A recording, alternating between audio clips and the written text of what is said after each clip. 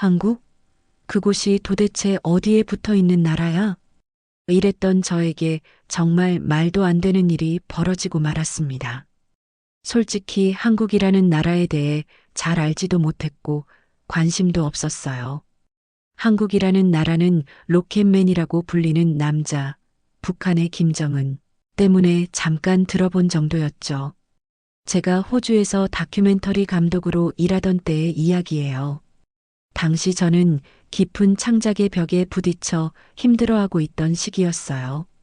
기분 전환이 필요하다고 느끼고 있었고, 그래서 이 기회에 해외여행을 다녀오기 위해 알아보기 시작했어요. 친구들은 다들 발리, 태국, 베트남 같은 동남아 여행만 추천했는데, 어느 날 갑자기 유튜브 알고리즘이 한국 브이로그를 추천해줬어요. 그때까지도 한국에 대해 아는 것이 전혀 없었습니다. 그런데 영상 속에서 펼쳐지는 서울의 야경과 아름다운 거리를 보는 순간 저는 뭔가 이끌리는 느낌을 받았습니다. 처음엔 그냥 지나칠 뻔했는데 영상 속 서울의 야경이 눈길을 사로잡더군요. 고층 빌딩들 사이로 한강이 흐르고 반포대교의 무지개 분수가 화려하게 빛나는 모습, 마치 SF 영화의 한 장면 같았습니다. 스튜디오 동료 제이슨은 제가 미쳤다며 동남아도 충분한데 왜 하필 말도 통하지 않는 한국에 혼자 가려 하냐고 말렸지만 제 결심은 확고했습니다. 사실 당시 저희 다큐멘터리 팀은 심각한 자금난에 시달리고 있었거든요. 마지막 프로젝트가 흥행에는 성공했지만 수익으로 이어지진 못했습니다. 팀원들 대부분이 다른 일자리를 알아보던 상황이었죠. 새로운 아이디어를 찾아오겠다는 말을 남기고 2주 휴가로 짐을 꾸렸는데 그 2주가 제 인생을 완전히 바꿔놓을 줄은 정말 상상도 못했습니다. 비행기를 타기 전날 아버지가 저를 붙잡았습니다. 저 혼자 그런 먼 나라에 가는 것이 걱정된다고 하셨죠. 아버지는 30년간 시드니의 한 병원에서 일하셨는데 늘 안전을 최우선으로 생각하시는 분이에요. 어차피 2주 후면 돌아올 거라며 걱정 말라고 달랬습니다. 인천공항에 내려 첫 느낌이 아직도 생생합니다. 공항이 마치 우주선 같았어요. 짐 찾는데 5분도 안 걸리고 공항철도 타고 서울 시내까지 1시간. 기차 안에서도 와이파이가 끊김없이 잘 되는 게 호주에선 상상도 못할 일이었죠. 공항에서 시내로 가는 길에 제 옆자리에 앉은 20대 한국 여성과 우연히 대화를 나누게 됐습니다. 영어를 유창하게 하는 그녀의 이름은 지수였죠. 혼자 여행 온 것에 놀라며 도움이 필요하면 연락하라고 했습니다. 그렇게 지수의 카카오톡을 받았는데 이게 나중에 제 인생의 큰 전환점이 될 줄은 그때는 몰랐습니다. 호텔 체크인하고 첫날부터 놀랄 일투성이었습니다. 편의점이 24시간 열려 있다는 것부터가 신세계였어요. 밤 12시에도 혼자 길거리 다녀도 무섭지 않더군요. 제가 시드니에서는 밤 9시만 돼도 혼자 다니기 무서워서 무조건 택시 타고 다녔거든요. 6개월 전에는 친구가 밤에 혼자 귀가하다가 뒤에서 누군가 따라와서 겁에 질려 도망쳤던 일도 있었습니다. 그런데 서울은 달랐습니다. 밤 12시에 명동 거리를 걸었는데도 사람들이 많고 가게들도 여전히 영업 중이었어요. CCTV가 곳곳에 설치되어 있고 길거리 곳곳에 안심 귀갓길 표지판도 보였죠. 이런 안전한 느낌은 제게 완전히 새로운 경험이었습니다. 지하철은 또 어떻게요? 스마트폰 앱 하나로 어디든 갈 수 있고 화장실도 깨끗하고 와이파이도 잘 터지고 카드 하나로 모든 교통수단을 이용할 수 있다는 게 정말 신기했습니다. 시드니에선 버스 타려면 따로 카드 사야 하고 기차는 또 다른 카드. 너무 불편했죠. 특히 충격적이었던 건 지하철에서 스마트폰 보관대였습니다. 충전도 되고 잠금 장치도 있어서 안전하게 휴대폰을 충전할 수 있더군요. 시드니였다면 충전하는 동안 누가 훔쳐갈까봐 눈을 뗄 수도 없었을 텐데 말이에요. 여행 3일째 되던 날 지갑을 지하철에서 잃어버리는 일이 있었습니다. 순간 식은땀이 났죠. 안에는 여권과 신용카드, 여행 자금 모두가 들어 있었거든요. 이제 대사관 가서 임시 여권 발급받고 카드도 다 정지시켜야 하나 생각하는데 지수에게 연락이 왔습니다. 제가 혹시 지갑을 잃어버렸냐고요. 깜짝 놀라서 어떻게 알았냐고 물었더니 지하철 분실물 센터에서 제 지갑을 찾았다는 거였습니다. 누군가가 지갑을 영무원에게 맡겼고 영무원은 지갑 안에 있던 호텔 키를 보고 호텔에 연락했대요. 호텔에서 제가 체크인할 때 남긴 연락처로 지수에게 연락했던 거죠. 그날 분실물 센터에 가서 지갑을 찾아왔는데 안에 있던 현금 한 장도 빠지지 않았습니다. 시드니였다면 상상도 할 수 없는 일이었죠. 6개월 전 친구가 버스에 지갑 놓고 내린 지 5분 만에 돌아갔을 때는 이미 지갑이 사라진 상태였으니까요.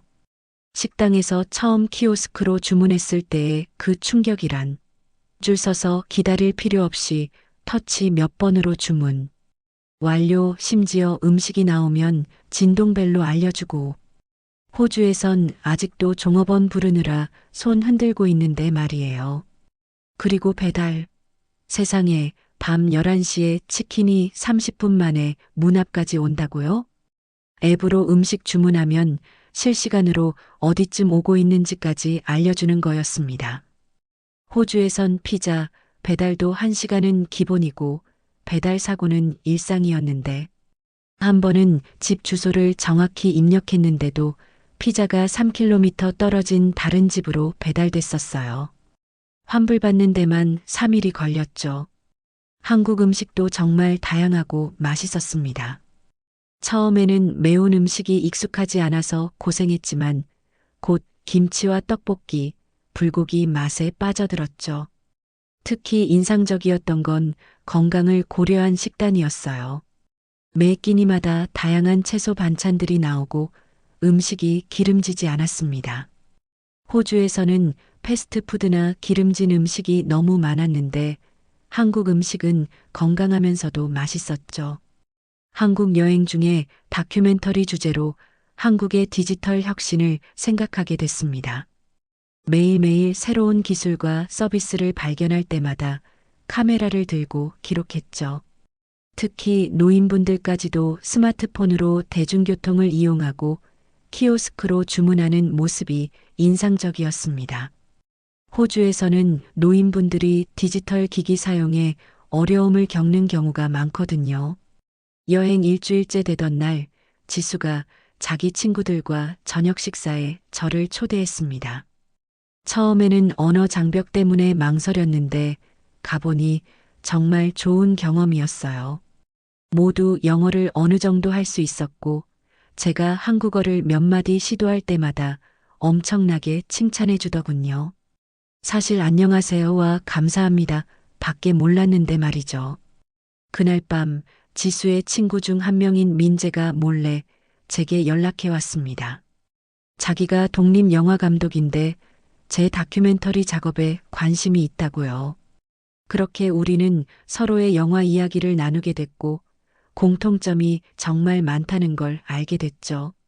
민재는 세계 여러 영화제에 작품을 출품한 경험이 있었고 저에게 많은 조언을 해줬습니다. 민재는 제게 한국에서 영화를 찍어보는 건 어떠냐고 제안했습니다.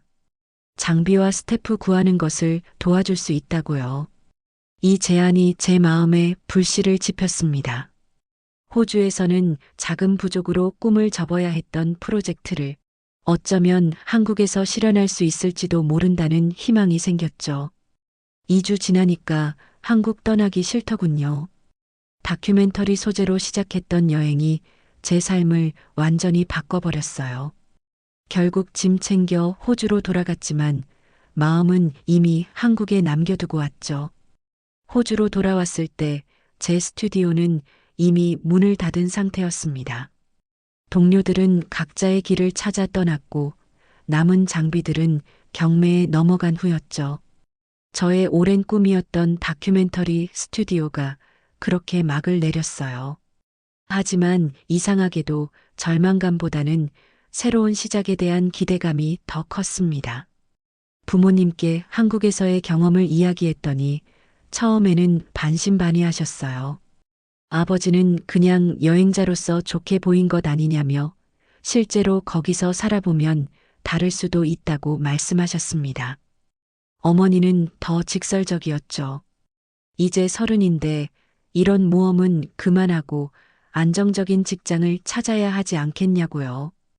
일주일도 못 버텼습니다. 시드니가 이렇게 불편한 도시였나 싶더군요. 인터넷은 느리지, 교통은 불편하지, 밤에는 일찍 문 닫는 가게들. 예전에는 당연하게 여겼던 것들이 이제는 불편하게 느껴졌습니다. 어느 날 밤 집 근처 슈퍼마켓에서 장을 보고 돌아오는데 갑자기 뒤에서 발소리가 들렸습니다.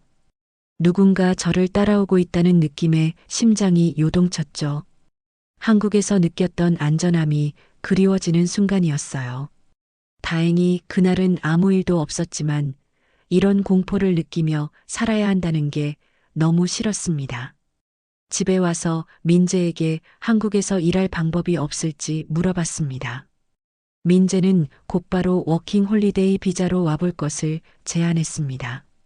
1년 동안 일도 하고 여행도 할 수 있고 다큐멘터리 프로젝트도 같이 진행할 수 있다고요. 결국 3개월 후에 다시 한국행 비행기를 탔습니다. 이번엔 1년 워킹 홀리데이 비자로요. 부모님은 걱정하셨지만 저는 확신이 있었습니다. 1년 후에는 더 많은 경험과 작품을 가지고 돌아오겠다고 약속했죠. 그렇게 한국에서의 생활이 시작됐고 처음에는 모든 게 신기하고 좋기만 했습니다. 민재와 함께 디지털 노마드를 주제로 한 다큐멘터리 촬영을 시작했고 틈틈이 한국어도 배웠죠. 한국의 카페 문화에 푹 빠져 매일 다른 카페를 탐방하며 글을 쓰기도 했습니다.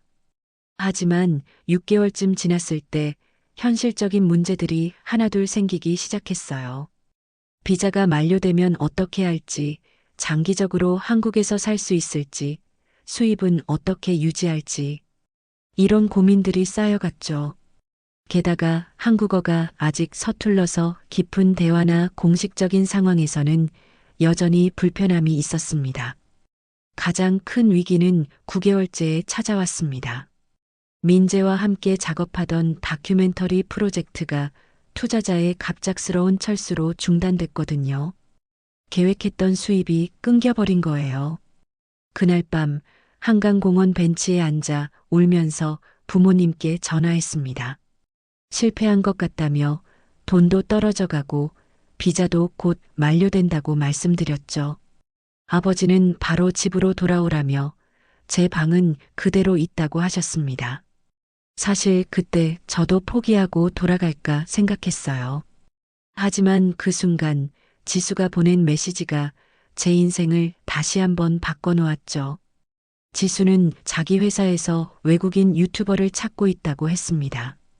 한국 문화와 생활을 외국인 시각으로 소개하는 채널을 만들려고 한다며 관심 있는지 물었죠. 절망의 순간에 찾아온 기회였습니다. 면접을 보고 합격했고 예술 연예 비자로 변경해서 한국에 계속 머물 수 있게 됐어요. 위기가 기회로 바뀐 순간이었죠. 그렇게 저는 유튜브 채널을 시작했습니다. 외국인의 시선으로 한국 문화, 음식, 여행지를 소개하는 콘텐츠였죠. 어느새 한국 생활 4년째가 됐습니다. 이제는 한국말도 어느 정도 할 수 있고 김장도 해봤고 제주도부터 독도까지 여행하면서 한국의 구석구석을 카메라에 담았어요. 무엇보다 소중한 건 진정한 친구들을 만난 거예요.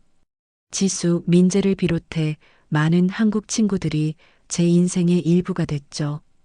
그러던 중 갑작스러운 소식을 받았습니다. 아버지가 심장 발작으로 병원에 입원하셨다는 거예요. 어머니의 떨리는 목소리를 들으니 가슴이 철렁했습니다. 어머니는 아버지가 저를 보고 싶어 한다며 올 수 있는지 물으셨죠. 4년 만에 급하게 호주행 비행기를 탔습니다. 비행기 안에서 생각했죠. 일주일만 있다 올 거라고. 유튜브 촬영 일정도 있고 다음 주에 새 다큐멘터리 프로젝트 미팅도 있으니까. 하지만 시드니 공항에 도착하는 순간부터 충격의 연속이었습니다. 입국 심사에서 1시간 넘게 기다리고 시내로 가는 기차는 또 지연됐다고 하고 택시 기사는 카드 결제기가 고장났다며 현금만 받는다고 하더군요. 한국에서는 상상도 할 수 없는 일들이었죠. 병원에 도착하니 아버지는 다행히 위험한 상태는 넘기신 후였습니다. 하지만 의사를 만나는 데만 2시간을 기다려야 했고 검사 결과를 받는 데는 또 다른 날을 잡아야 한다고 했어요. 한국은 응급실 가면 의사가 바로 진료해주고 검사 결과도 몇 시간 안에 나온다고 말하자 아버지는 웃으시며 여긴 호주이고 우리는 항상 이렇게 살았다고 하시더군요. 그 순간 깨달았습니다. 제가 얼마나 한국 생활에 익숙해졌는지를. 아버지 병실에서 며칠을 보내며 많은 이야기를 나눴습니다. 처음으로 부모님께 제 진심을 털어놓았죠. 사실 한국에서 정착하고 싶다고, 거기서 제 꿈을 이루고 있고 정말 행복하다고요. 어머니는 눈물을 글썽이셨습니다. 제가 그렇게 먼 나라에서 혼자 산다는 게 늘 걱정이었다며 우리와 함께 있지 않아서 외롭지 않냐고 물으셨죠. 한국에서는 외롭지 않다고 오히려 제 인생에서 가장 충만한 시간을 보내고 있다고 말씀드렸습니다. 다양한 사람들을 만나고 매일 새로운 도전을 하고 제 작품으로 사람들에게 영감을 주는 삶이라고요. 아버지가 조심스럽게 영원히 한국에서 살 생각이냐고 물으셨습니다. 그렇다고 그곳이 제가 성장하고 발전할 수 있는 환경이라고 대답했어요. 다만 부모님이 보고 싶다며 혹시 한국에 와볼 생각은 없는지 물었습니다. 그 말에 부모님은 깜짝 놀라셨습니다. 그들이 한국에 가는 것은 너무 큰 변화라고요. 처음에는 저도 그랬다고 하지만 한국의 생활 환경은 정말 좋다고 설명했습니다. 특히 노인 복지 시스템이 잘 되어 있고 의료 시스템도 효율적이라고요. 아버지 같은 심장 질환 환자도 더 빠르고 정확한 치료를 받을 수 있을 거라고 말씀드렸습니다.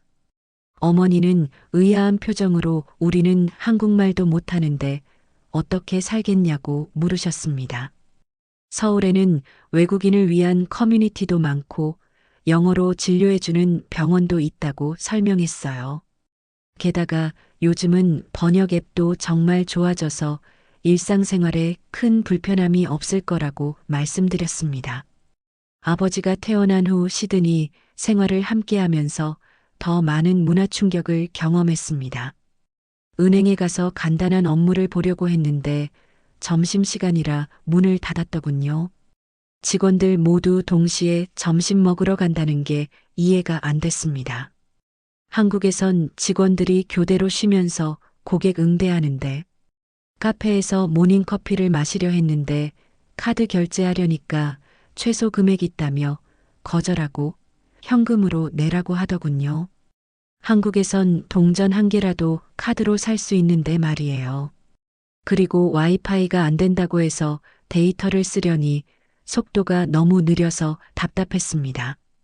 밤에 아버지 약 사러 약국 찾아 헤매던 기억이 아직도 생생합니다. 24시간 약국이 없다는 게 충격이었죠. 한국에선 새벽에도 문 여는 약국 찾을 수 있는데 여기선 저녁 6시만 되면 다 문 닫았습니다. 엄마는 제가 한국에 살다 와서 호주 생활이 불편하게 느껴지는 거라고 하셨죠. 그러고 보니 맞았습니다. 한국에선 스마트폰 하나로 모든 게 해결돼요. 카카오페이로 결제하고 카카오 택시 부르고 배달음식 시키고 병원 예약하고 호주에선 이 모든 게 각각 다른 앱이거나 아예 온라인으로 안 되는 것들이었습니다. 거리를 걷다가 어떤 할머니가 핸드폰 떨어뜨리신 걸 주워드렸는데 할머니가 그렇게 놀라시더군요. 요즘 젊은이들은 남의 물건에 손도 안 댄다면서요.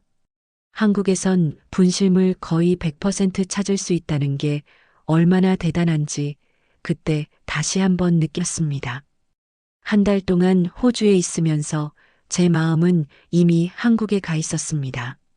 마트 가면 셀프 계산대 오류 나도 직원 불러도 안 오고 버스는 시간 안 지키고 인터넷은 자꾸 끊기고 예전엔 이런 게 당연했는데 이제는 너무 불편하게 느껴지더군요. 부모님께 솔직히 말씀드렸습니다. 한국으로 다시 돌아가겠다고 그곳이 제 집 같다고요. 부모님은 처음엔 이해를 못 하셨습니다. 제가 그렇게 좋아하던 호주를 고향을 떠난다는 게 이해가 안 된다고 하셨죠. 그래서 제안했습니다. 부모님도 한국에서 한 달만 살아보시라고 그러면 제 마음을 이해하실 거라고요. 사실 더 큰 꿈이 있었습니다. 언젠가 부모님도 한국으로 모셔오고 싶었거든요. 그분들도 이 편리함과 안전함을 누렸으면 했습니다. 결국 인천공항행 비행기를 탔습니다. 창밖으로 시드니의 모습을 바라보며 생각했죠. 여긴 내가 태어난 곳이지만 한국은 내가 선택한 곳이야. 지금은 서울에서 외국인들의 한국 적응기를 담은 다큐멘터리를 만들고 있습니다. 그리고 기쁜 소식이 있는데 다음 달에 부모님이 저랑 같이 살기 위해 한국으로 오십니다. 처음에는 6개월 비자로 오시지만 결국에는 장기 체류하실 것 같아요. 아버지는 벌써 한국어 공부를 시작하셨다고 합니다. 혹시 여러분 중에도 저처럼 한국에 반해버린 외국인 친구가 있으신가요? 지금까지 제 이야기를 들어주셔서 감사합니다. 오늘 이야기 재미있게 들으셨나요? 외국인의 눈을 통해 바라본 우리나라 대한민국. 이렇게 우수하고 훌륭한 나라에 살고 있다는 것에 다시 한번 감사한 마음이 듭니다. 여러분은 어떤 감정이 드시나요? 여러분의 생각을 아래 댓글에 마음껏 남겨주세요. 끝까지 시청해주신 여러분, 정말 감사드립니다. 구독과 좋아요를 눌러주시면 재미있고 감동적인 사연을 기다리지 않고 바로 들어보실 수 있습니다. 더 재미있고 감동적인 사연으로 돌아오겠습니다. 감사합니다.